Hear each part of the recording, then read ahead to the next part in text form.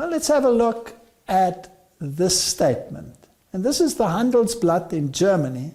And it's fascinating that they show the EU as the Tower of Babel with the waters rushing around it with the coronavirus catastrophe. And here in the corner it says, wir brauchen eine globale Führung. We need a global leadership. We need to become one. We are building a Tower of Babel. Here they decided to build a city, Patriarchs and Prophets, page 118. And in it a tower of such stupendous height as should render it the wonder of the world.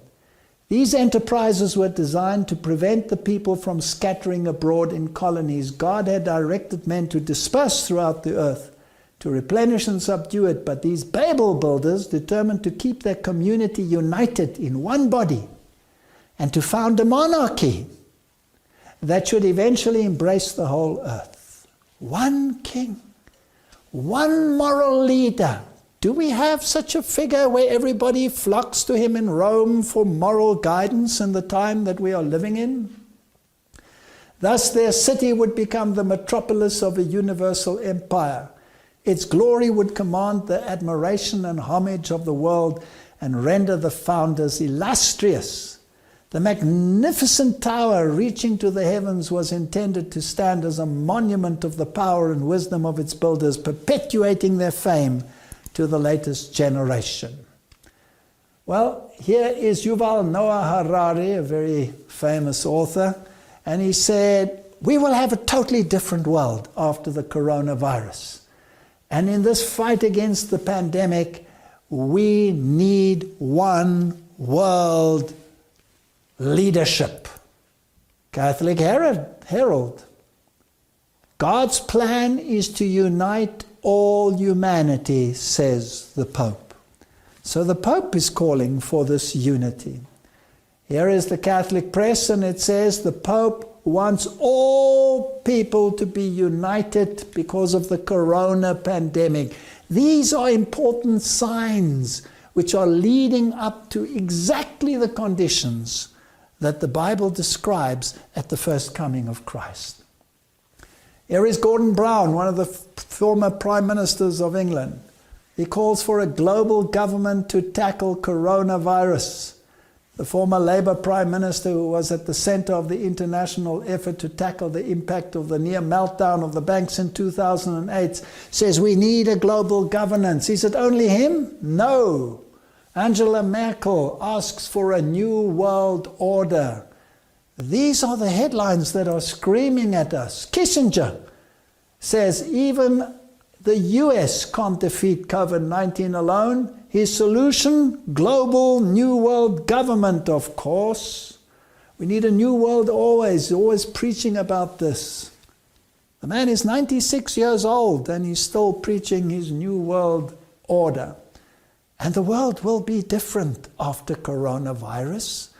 And we will have the conditions that prevailed before.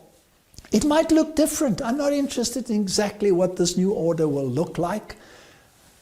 George Bush Sr. said no nation will give up one iota of its sovereignty, but the communication and the way in which things will work will be different.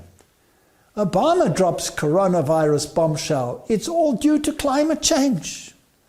And he's the one that supported the Pope when he came to give his speech. He is the one that made this issue prominent. And it's interesting that Erdogan said that he has a pact with Putin, and that Trump and Putin and him as a leader of the Middle East, they will create a new order. What that order looks like doesn't matter. We're looking at signs of the times. One of the great signs before the end is that Satan must impersonate Christ before the coming of the Lord.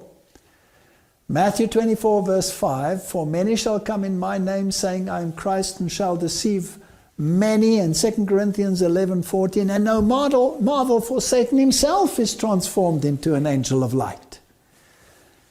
A power working from beneath is working to bring about the last great scenes in the drama. Satan coming as Christ, and working with all deceivableness of unrighteousness in those who are binding themselves together in secret societies. When I read this and I hear all these people talk about conspiracy theories,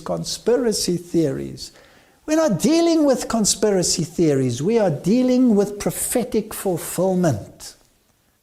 As the crowning act in the great drama of deception, Satan himself will personate Christ. The church has long professed to look to the Saviour's advent at the consumption of her hopes.